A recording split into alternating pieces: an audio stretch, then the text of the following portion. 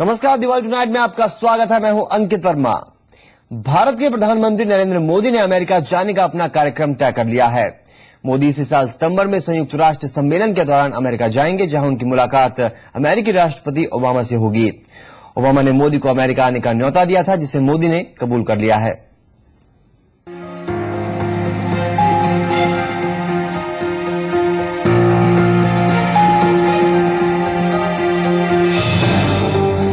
नौ साल पहले अमेरिका ने मोदी को वीजा देने से इनकार कर दिया था, लेकिन अब अमेरिका भारतीय प्रधानमंत्री के साथ बिजनेस को लेकर उत्सुक है और इसलिए अमेरिकी राष्ट्रपति बराक ओबामा ने प्रधानमंत्री नरेंद्र मोदी को भारत आने का न्योता भेजा है, जिसे मोदी ने स्वीकार भी कर लिया है।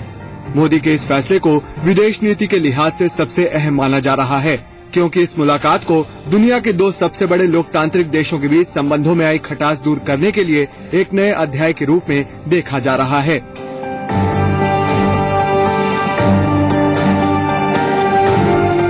सूत्रों की माने तो अमेरिका ने मुलाकात के लिए 30 सितंबर की तारीख तय की है, लेकिन भारत ने इसे 4 दिन पहले यानी 26 सितंबर करने के लिए कहा है। ऐसा इसलिए क्योंकि न्यूयॉर्क में यूएन जनरल असेंबली में मोदी का भाषण इसी के आसपास प्रस्तावित है, लेकिन दोनों नेताओं की मुलाकात न्यूयॉर्क में नहीं बल्कि वॉशिंगटन में होगी, क्योंकि दोनों देश इसे पूरी तरह से द्विपक्षीय दौरा बनाना चाहते हैं। मोदी और ओबामा की इस मुलाकात का सीधा मतलब होगा कि 2005 में मोदी को वीजा देने से इनकार करने वाले अमेरिका के विचार अब पूरी तरह से बदल चुके हैं। गुजरात दंगों के कारण अमेरिका ने राज्य के तत्कालीन मुख्यमंत्री मोदी को वीजा देने से इनकार कर दिया था। मोदी के प्रति अमेरिका के रवैये में इस साल फरवरी से ही बदलाव नजर आने लगा था, जब भारत में अमेरिका की तत्कालीन राजदूत नैन्सी पॉवेल अहमदाबाद में मोदी से मुलाकात करने गई थी। तब मोदी बीजेपी के पीएम पद के उम्मीदवार थे। इतना ही नहीं, मोदी के पीएम बनने पर अमेरिकी राष्ट्रपति बराक ओबामा ने फोन पर उन्हें बधाई भी दी थी। सितंबर में होने वाली मोदी ओबामा की इस मुलाकात को आर्थिक लिहाज से काफी अहम माना जा रहा है। मोदी इससे पहले कई बार कह चुके हैं कि वे आईबीएम और माइक्रोसॉफ्ट जैसे बड़े उद्योग घराने को देश में भारी निवेश के लिए आकर्षित करना चाहते हैं। अमेरिकी कंपनियां भी भारत में निवेश को लेकर बहुत उत्साहित हैं, मगर देश की धीमी आर्थिक वृद्धि और टैक्स के मसलों के कारण वो हिचक रही हैं। दुनिया के सबसे बड़े हथियार आयातकों में शुमार कुछ अमेरिकी रक्षा सौदागर भी भारत को हथियार बेचना चाहते हैं। इनके अलावा इंडियन न्यूक्लियर लायबिलिटी लॉ पर भी चर्चा हो सकती है। इस कानून के कारण अमेरिकी कंपनियां भारत में न्यूक्लियर रिएक्टर नहीं बना पाती हैं। साथ ही इस मुलाकात में कश्मीर की सुरक्षा का मुद्दा भी उठाया जा सकता है, क्योंकि अमेरिका के अफगानिस्तान से सेना हटाए जाने पर घाटी की सुरक्षा पर भी खतरा बढ़ गया है। भारत और अमेरिका के बीच खुफिया जानकारी संबंधी और आतंक निरोधी सहयोग बढ़ाने पर भी चर्चा हो सकती है। सूत्रों की माने तो एक दिन की इस मुलाकात में सभी लंबित द्विपक्षीय मुद्दों पर बात की जाएगी। अब 8 जून को अमेरिका में भारत के राजदूत एस जयशंकर दिल्ली आ रहे हैं, जहां वो प्रधानमंत्री से मिलकर दोनों देशों के बीच के रिश्तों के ताज़ा हालात की जानकारी देंगे, जिसके बाद आगे की रणनीति तय होगी। लेकिन इन सब के बीच मोदी ओबामा की इस द्विपक्षीय मुलाकात को दोनों देशों के बीच एक बेहतर और मजबूत रिश्ते की शुरुआत के रूप में देखा जा रहा है। ब्यूरो रिपोर्ट, जी मीडिया। तो सितंबर में यूनाइटेड नेशंस की बैठक में हिस्सा लेने जा रहे नरेंद्र मोदी अमेरिका में बाकी देश के नेताओं से हिंदी में बात करेंगे। मोदी के इस फैसले ने रूसी राष्ट्रपति पुतिन के भाषाई प्रेम की याद दिला दी है, जिन्होंने अपनी संसद में रूस में रहने के लिए रशियन बोलने की 2 टूक शर्त लगा दी थी। इस बात को ज्यादा दिन नहीं बीते हैं जब रशियन संसद ज्यूमा में दिए पुतिन के भाषण ने खलबली मचाई थी। अब एक बार फिर वही चर्चा नरेंद्र मोदी के हिंदी में बातचीत के फैसले के बाद हो रही है। नरेंद्र मोदी इसी साल सितंबर में अमेरिका की यात्रा पर होंगे, जहां वो यूनाइटेड नेशंस की बैठक में हिस्सा लेंगे। मोदी ने तय किया है कि इस दौरान वो बाकी नेताओं से हिंदी में ही बात करेंगे। मोदी का ये हिंदी प्रेम न सिर्फ उनके राष्ट्रवादी छवि को और पुख्ता करता है, बल्कि इस बात को भी बल देता है कि वो भारतीय पुतिन है। मोदी भी एक राष्ट्रवादी नेता की तरह भारत को एक महान राष्ट्र बनाना चाहते हैं, इसके लिए चाहे आलोचना ही क्यों न झेलनी पड़े। शायद इसीलिए मोदी को राजनीतिक विश्लेषक भारत का पुतिन कहते हैं। पुतिन की छवि एक कट्टर राष्ट्रवादी छवि वाले नेता की है। पुतिन ने हमेशा राष्ट्रवाद को सबसे ऊपर रखा। पुतिन ने 2013 में रूसी संसद को संबोधित करते हुए कहा था, रूस में रूसी रहते हैं, कोई भी अल्पसंख्यक समुदाय चाहे वो कहीं का भी हो, अगर उन्हें रूस में रहना है, काम करना है, अपना पेट भरना है, तो उसे रूसी भाषा बोलनी होगी और रूस के कानूनों का पूरी तरह पालन करना होगा। अगर उन्हें शरिया कानून चाहिए तो उन्हें मेरी सलाह है कि वो किसी ऐसे देश में चले जाएं जहां उनके इस कानून को मान्यता मिली है। राष्ट्र के नाम पर कुछ ऐसी ही दृढ़ता भारतीय प्रधानमंत्री नरेंद्र मोदी में भी दिखाई देती है, जहां देश में कोई अल्पसंख्यक या बहुसंख्यक नहीं है, जहां देश एक है तो कानून भी एक, जहां देश की राष्ट्रभाषा सर्वोपरि है, जहां राष्ट्रवाद ही धर्म है। पुतिन के लिए राष्ट्रवाद सबसे बड़ा धर्म है। दरअसल हिंदी में बोलना महज भाषाई ज्ञान की चर्चा परिचर्चा नहीं है। राष्ट्रभाषा होने की वजह से हिंदी भारत की पहचान है और ये पहचान महज इसलिए धूमिल हो जाती है क्योंकि ये मल्टीनेशनल कंपनियों की भाषा नहीं है। अंतर्राष्ट्रीय स्तर पर हिंदी की पहचान भारतीयों की वजह से ही हो सकती है और ऐसे में देश के प्रधानमंत्री का हिंदी में बात करने का फैसला भले ही दुभाषी की मौजूदगी को आवश्यक बना देता हो, लेकिन भारत की अलग पहचान को भी कायम रखता है। इसमें राष्ट्रवाद की भावना और गहरी हो जाती है। मोदी का यह फैसला भी राष्ट्रवाद से जुड़ा नजर आता है। मोदी की ट्रेनिंग आरएसएस में हुई है। आरएसएस की प्रार्थना है, नमस्ते सदा वत्सले मातृभूमि। इनके लिए मातृभूमि पूजनीय होती है, राष्ट्रवाद सबसे ऊपर होता है। हमने कभी भारत के दायरे के बाद हमने आपको सोचा नहीं। हम बहुत बड़े देश हैं, हम बहुत पुराने देश हैं, हम बहुत बड़ी ताकत हैं। इस विश्व को अनुभूति हमें करानी होगी और एक बार अनुभूति कराएंगे तो विश्व भी हमें अपने के साथ बराबरी का दर्जा देने से कभी भी कोताही नहीं बरतेगा, ये मेरा विश्वास है। मोदी के इस फैसले ने पूर्व प्रधानमंत्री अटल बिहारी वाजपेयी की याद दिला दी है। वाजपेयी ने यूनाइटेड नेशंस की बैठक में हिंदी में भाषण देकर इतिहास बना दिया था। अटल बिहारी वाजपेयी भारत के ऐसे एकमात्र नेता हैं जिन्होंने संयुक्त राष्ट्र संघ में जब कभी अपना भाषण दिया तो हमेशा हिंदी का ही प्रयोग किया। 21वीं सदी में अंतर्राष्ट्रीय सहयोग के एक नए अध्याय की शुरुआत करने के लिए यहाँ एक मंच पर एकत्र सभी राष्ट्र नायकों के सम्मुख खड़े होकर मैं अंतर्राष्ट्रीय समुदाय का आह्वान करता हूँ कि वो आतंकवाद के विरुद्ध संयुक्त कार्रवाई में देर न करें। दुनिया को चाहिए कि वो वास्तविकता का जैसा है वैसा देखे। प्रामाणिकता की अग्नि परीक्षा शब्दों से नहीं, व्यवहार से होती है। आतंकवाद और संवाद साथ साथ नहीं चल सकते। अपने इस फैसले से मोदी ने न सिर्फ अटल की याद दिला दी है, बल्कि खुद को भारत का पुतिन भी साबित कर दिया है। वासिंद्र मिश्र, जी मीडिया। तो प्रधानमंत्री नरेंद्र मोदी ने अपने शपथ ग्रहण को ही अपनी विदेश नीति का पहला कदम बना दिया था और अब पीएम मोदी अपने पहले विदेश दौरे के लिए भी सार्क में शामिल देश भूटान को चुन चुके हैं। मोदी इसी महीने पार्लियामेंट सेशन खत्म होने के बाद भूटान के दौरे पर जाएंगे। पीएम के विजिट कैलेंडर के पहले दौरे को लेकर कई विकल्प थे, जिसमें नेपाल, भूटान, बांग्लादेश और अफगानिस्तान शामिल थे, लेकिन इन सब में से पीएम ने पहले विजिट के लिए भूटान को चुना, जो भारत का सबसे घनिष्ठ सहयोगी देश है।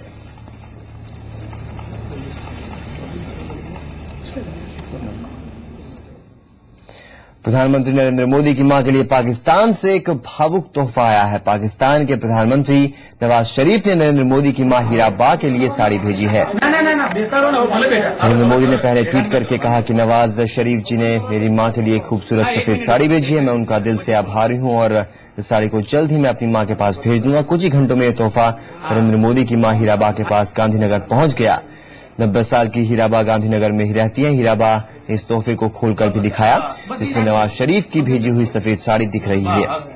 इससे पहले नरेंद्र मोदी ने नवाज शरीफ की मां शमी अख्तर के लिए एक पश्मीना शॉल भेजी थी।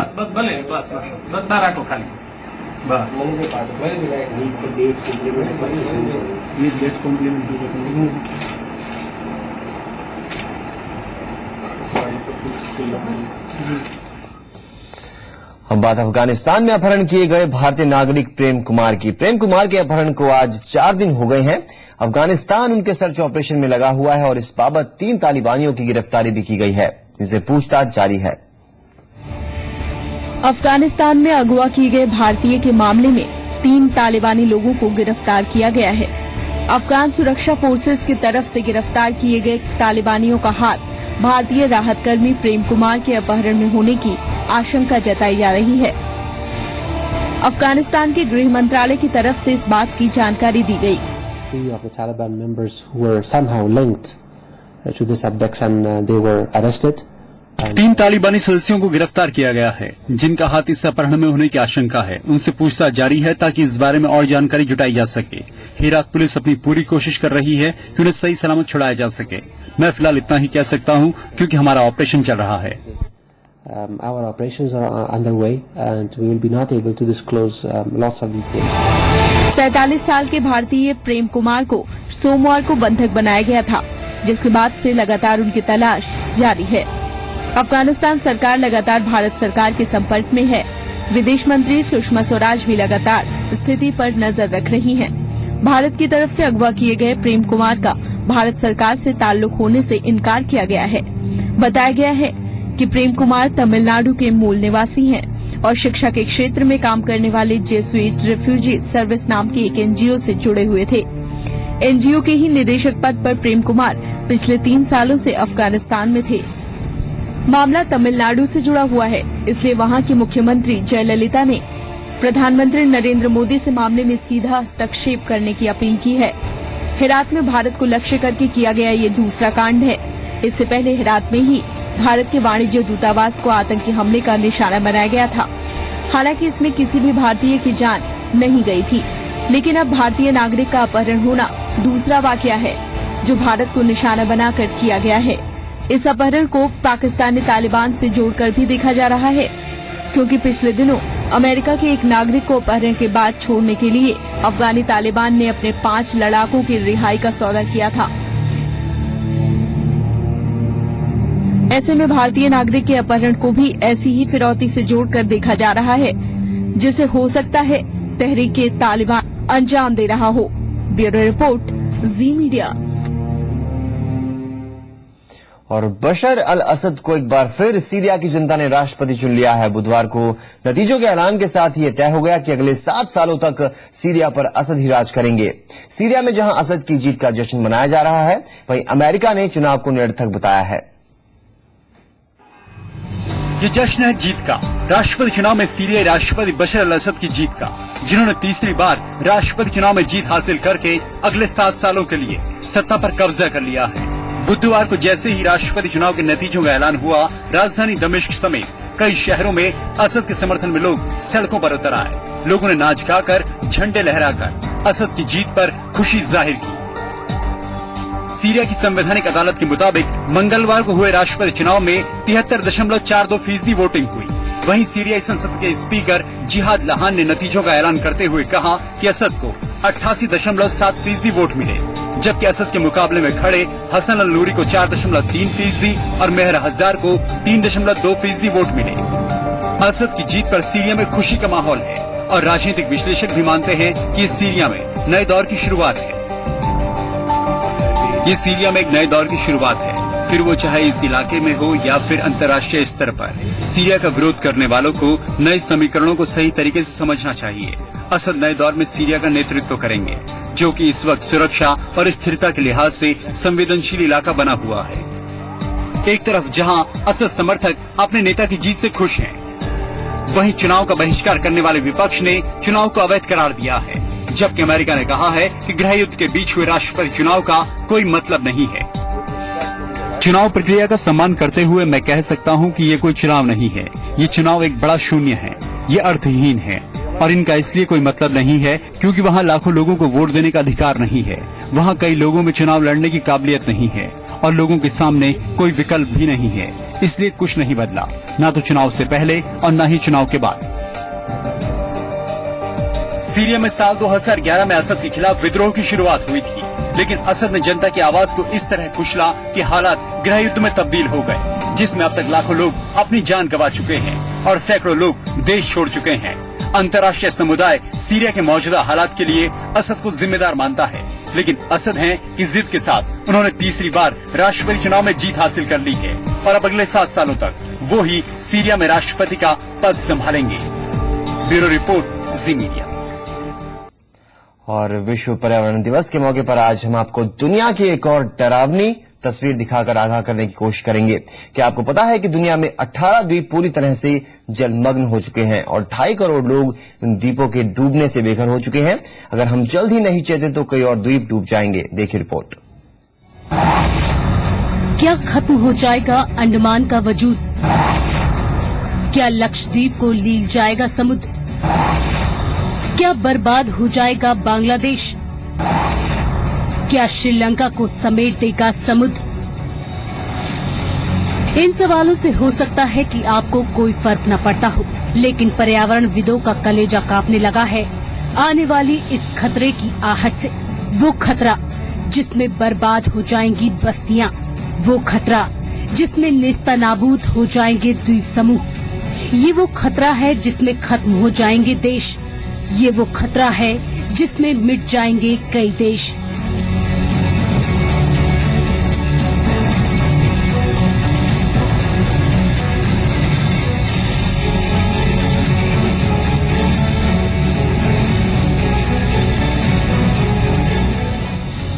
बढ़ते ग्लोबल वार्मिंग की वजह से दुनिया भर के ग्लेशियर तेजी से पिघल रहे हैं। समुद्र का जल स्तर लगातार बढ़ रहा है और जल स्तर की यही बढ़त धरती के विनाश का काउंटडाउन बनने जा रहा है। वैज्ञानिकों के मुताबिक अगर ग्लोबल वार्मिंग की रफ्तार ऐसी ही रही तो 2020 तक दुनिया के 14 द्वीप जलमग्न हो जाएंगे।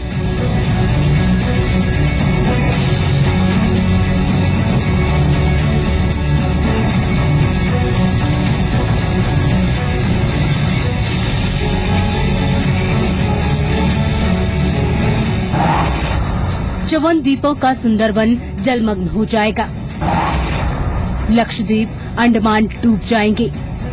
मॉरिशस, श्रीलंका और बांग्लादेश का वजूद खत्म हो जाएगा। जाहिर है बर्बादी के अंदेशे के लिए आंकड़ों की ये कहानी बेहद खौफनाक है। ऐसे में खतरे की इस आहट को लेकर वैज्ञानिक तो परेशान हैं, लेकिन वक्त रहते अगर ठोस कदम नहीं उठाए गए तो आंकड़े अकाल प्रलय में बदल जाएंगे और बदलाव का बढ़ता जल स्तर दुनिया के कई कोनों को इतिहास के भंवर में डुबोकर खत्म कर देगा। ब्यूरो रिपोर्ट, जी मीडिया। चलिए आगे बढ़ते हैं। जलवायु परिवर्तन पूरी मानवता के लिए बड़ा खतरा है, ये चिंता जताई गई है संयुक्त राष्ट्र की उस रिपोर्ट में जिसे आईपीसीसी ने हाल ही में दुनिया के सामने रखा। रिपोर्ट में कहा गया कि जिस तरह जलवायु परिवर्तन के साथ धरती का तापमान बढ़ रहा है, आने वाले वक्त में नतीजे बेहद विनाशकारी होंगे।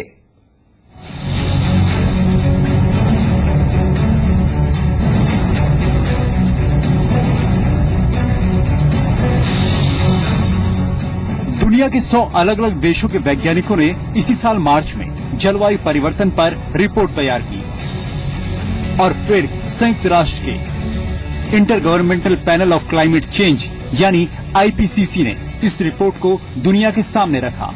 आईपीसीसी ने रिपोर्ट में साफ चेतावनी दी है कि अगर दुनिया में अब भी कार्बन उत्सर्जन रोकने के लिए कुछ नहीं किया गया तो मामला हाथ से निकल जाएगा और इसके परिणाम बेहद विनाशकारी होंगे। रिपोर्ट के मुताबिक इस सदी के अंत तक दुनिया के तापमान में 0.3 से 4.8 डिग्री सेल्सियस तक की बढ़ोतरी होगी और साल 2100 तक समुद्र का स्तर 26 से 82 सेंटीमीटर बढ़ जाएगा। रिपोर्ट में कहा गया है कि धरती का तापमान बढ़ने का असर हर 1 डिग्री के साथ और गंभीर होता जाएगा और जब तापमान 4 डिग्री के करीब बढ़ेगा तो इसके परिणाम विनाशकारी होंगे। तापमान बढ़ने के साथ मौसम खराब होने लगेगा, लोग सुरक्षित जगहों की तरफ पलायन करेंगे और सामाजिक अस्थिरता और संघर्ष बढ़ जाएगा। सवाल है कि क्यों दुनिया को इस रिपोर्ट पर ध्यान देना चाहिए। वो इसलिए क्योंकि जिस तरह के असर का अनुमान लगाया गया है या जो हो रहे हैं उसका असर नेचुरल और ह्यूमन सिस्टम पर सभी महाद्वीपों और महासागरों में पड़ा है और मैं इस बात पर जोर देना चाहता हूँ कि जो असर दिख रहा है और जिसकी आशंका भविष्य में जताई गई है उसके हिसाब से जलवायु परिवर्तन के प्रभाव से इस ग्रह पर कोई भी अछूता नहीं रहेगा। रिपोर्ट का अनुमान है कि जलवायु परिवर्तन के कारण यूरोप के देशों में गर्म हवाएं चलेंगी, अमेरिका के जंगल धू-धू कर जलेंगे, ऑस्ट्रेलिया में सूखा पड़ेगा और एशियाई देशों में बाढ़ कहर बरपाएगी। इसलिए सभी देशों को मौसम में होने वाले बदलावों के लिए तैयार रहना जरूरी होगा। अब हम ऐसी स्थिति में खड़े हैं जहां हमारे पास बहुत ज्यादा सूचनाएं हैं और बहुत ज्यादा सबूत हैं, इसलिए अब हम और ज्यादा देर नहीं कर सकते। रिपोर्ट में लगातार बढ़ते वायु प्रदूषण के खतरे से भी आगाह किया गया है।